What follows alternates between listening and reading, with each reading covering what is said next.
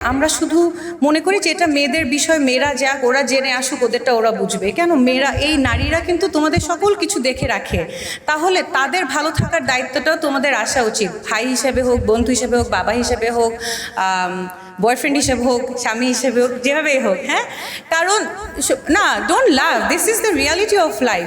বারডেমের সাথে কোলাবোরেট করে তোমাদের জন্য এত ইনফরমেটিভ একটা সেশন, শুধু ইনফরমেটিভও না, আমি দেখেছি যে তোমাদের free check up, clinical check up দেওয়া হবে for 5 days, if I am not wrong, 10 days। তো এই যে একটা কোলাবোরেশনে যাওয়া, সেটার জন্য আমরা ডাকসুকে একটা হাততালি দিতে পারি। হ্যাঁ, কারণ আমরা সবাই সবার জীবন নিয়ে আছি, কিন্তু সবার জন্য কি আছে কিনা সেটার একটা প্রশ্ন আছে। সেখানে ডাকসু কিন্তু অনেক ভালো ভালো স্টেপস নিচ্ছে, যার একটা আমরা দেখতে পাচ্ছি যে কিভাবে হেলথ কনসার্ন বা হেলথ অ্যাওয়ারনেস রেজিংয়ের ক্ষেত্রেও তোমাদের ভাইয়া আপুরা সবাই মিলে এগিয়ে আসছেন। আচ্ছা, তারপরে এবার আসি আমাদের বিষয়ে। হ্যাঁ, কোথা থেকে শুরু করি? আচ্ছা, কামিনী রায় একটা কবিতার 2টা পংক্তি আছে, সকলের তরে সকলে আমরা, প্রত্যেকে মোরা পরের তরে। হ্যাঁ, এখন ছেলেদের বিষয়ে একটা অ্যালিগেশন থাকে যে ছেলেরা শুনে কান দিয়ে, এক কান দিয়ে ঢুকে আরেক কান দিয়ে বের করে দেয়, মেয়েরা উল্টা সব শুনে এবং সব রেজিস্টার করে। আমার ধারণা কামিনী রায়ের এই 2টা লাইন মেয়েরা খুব ভালো করে হিস্টোরিক্যালি, ট্রেডিশনালি, কালচারালি, যেভাবেই বলো না কেন, রিলিজিয়াসলি লালন করে ফেলেছে। তার কারণেই দেখা যায় মেয়েরা সবার তরে, হ্যাঁ, সকলের তরে মেয়েরা আছে। একজন নারী, সে তার বাবা মার জন্য, তার ভাই বোনের জন্য, তার আশেপাশে আত্মীয় স্বজন, বন্ধু বান্ধব সবার জন্য, পরবর্তী জীবনে যখন সে বিয়ে করে, তার হাজব্যান্ডের ফ্যামিলি, তারপর বাচ্চা হয়, কিডস, সবার জন্য করে যায়। কিন্তু নিজের জন্য করার সময়টা, বা নিজের জন্য করতে হবে, নিজেরটা ভাবতে হবে, এই ভাবনা কিন্তু আমরা ভাবি না। তাই কামিনী রায়ের 2টা লাইন আমরা নিজের মধ্যে লালন করে রাখি, কিন্তু নিজে ভালো না থাকলে অন্যকে ভালো রাখা যাবে না, এটাই হচ্ছে কথা। দিন শেষে আমাদের নিজেদের কথাও চিন্তা করতে হবে। আমার সুস্থতা, আমি যদি সুস্থ না থাকি, আমি আমার আশেপাশের মানুষকে কিভাবে ভালো রাখবো? ওদের টেক কেয়ারের কথা আমি সরিয়ে রাখলাম, কিন্তু আমি যদি ভালো রাখার, তাদের খুশির কথা, তুমি অসুস্থ হলে তোমার বাবা মা কষ্ট পায় না, তোমার ভাই বোন কষ্ট পায় না, বন্ধু কষ্ট পায় না, তার মানে হচ্ছে নিজের বিষয়টা আসলে আমাদেরকে ভাবতে জানতে হবে। হ্যাঁ, করতে হবে এই জিনিসটা। We have to practise, we have to start practising. আমরা সেলফ লাভকে অনেক সেলফিশ একটা বিষয় মনে করি। আমরা মনে করি যে মেয়েরা নিজেদের কথা ভাবলে সেটা খুব সেলফিশ বিষয়, আসলে তা কিন্তু না। আচ্ছা, তাহলে আমার যেটা মনে হয় যে এই যে ব্রেস্ট ক্যান্সার অ্যাওয়ারনেসের বিষয়টা আমরা সবাই জানি, হ্যাঁ, কিন্তু আমরা কেউ চেক আপ করার জন্য যে টাইমটা, যে এফর্টটা দিতে হবে, এটা দেই না। আমরা মনে করি যে আচ্ছা ঠিক আছে, হবে একদিন, কখনো, এখন তো আমি ইয়াং, এখন দরকার নাই, পরে হবে। I can only speak from my experience. আমার আম্মু আমাকে প্রায় বলে যে তুমি চেক আপ করো। হ্যাঁ, শি ইজ ভেরি অ্যাওয়্যার। তো আমি দেখো এত হেলাফেলা, এত কিছু বুঝি, কিন্তু খুব হেলাফেলা করে কি বলি জানো, যে হ্যাঁ আচ্ছা করাবো, হ্যাঁ আচ্ছা ঠিক আছে, এই মাস না ওই মাস না সেই মাস। হ্যাঁ, আমার সন্তানের কিছু হলে আমি একটা মুহূর্ত দেরি করি না, আমি দরকার হলে ইউনিভার্সিটি ছুটি নিয়ে দৌড়ে চলে যাই ওকে ডাক্তার দেখাতে।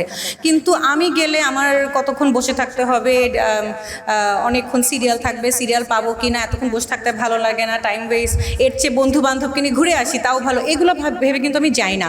তারপরও দেখো ইগনোরেন্স, মানে হাইট অফ ইগনোরেন্স। দেখো, আমি আমার কথাই বলবো, খুব খারাপ একটা কথা আমি ম্যাডামকে বলেছি যে ম্যাডাম দেখেন, আমাদেরকে আমার থেকে আমার যেটা মনে হলো যে আম্মু যখন একটু বেশি আমাকে পেস্টার করে যে না যাও না, তখন আমি বলি হ্যাঁ আমার বিয়ে শাদী হয়ে গেছে, আমার বাচ্চা হয়ে গেছে, এখন আর কি, কেটে ফেলে দিব, শেষ।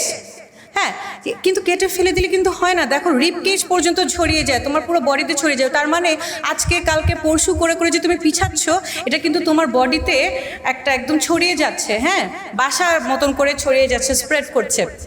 তাহলে হেলাফেলা করাটা আসলে উচিত না, করা নিজের জন্য না, নিজের ফ্যামিলির জন্য না, নিজের আশেপাশে সকল মানুষের জন্য না। Don't do that. হ্যাঁ, আমি তো ডেফিনেটলি দেখি এই উইকে আসার টাইম তো নাই, ঠিক আছে এই উইকে ট্রাই করব।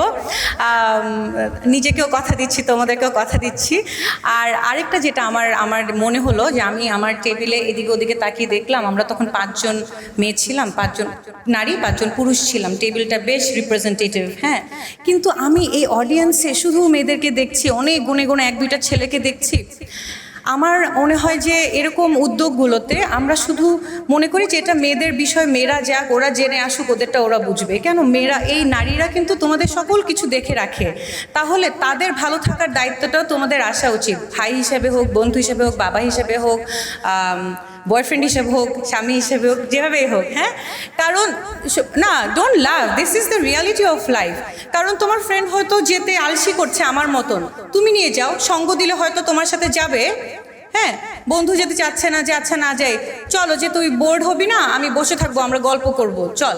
তো এই যে দায়িত্বের জায়গাটা, বা মাকে মনে করে দেওয়া বা বোনকে মনে করে দেওয়া যে যাও, চলো, আমি নিয়ে যাই তোমাকে, বাড়িতে বেড়াতে আসছি, চলো আমরা ডাক্তার দেখে আসি। ডাক্তারের কাছে না পারতে মানুষ যায় না, তারপর ডাক্তারকে দোষ দেয় যে চিকিৎসা ঠিক হলো না। কিন্তু চিকিৎসার বিষয়টা কিন্তু লাস্ট মোমেন্টে না, it has to start from early on, symptom দেখা যাওয়ার পর থেকেই। বাট আমরা মনে করি আরও একটু দেখি না, দেখতে দেখতে কিন্তু আমরা বিপদের মুখে চলে যাই। তাহলে আমার রিকোয়েস্ট থাকবে যে এরকম ক্ষেত্রে আমরা নারী পুরুষ আসলে সবাই দিন শেষে সবাই সবার প্রত্যেকে মোরা পরের তরে না হলে হবে না। শুধুমাত্র নারীরাই কি সারা মানে ফ্যামিলি, সোসাইটি, নেশনের দায়িত্ব নিবে? ছেলেরাও কি তাহলে আসবে না আগে?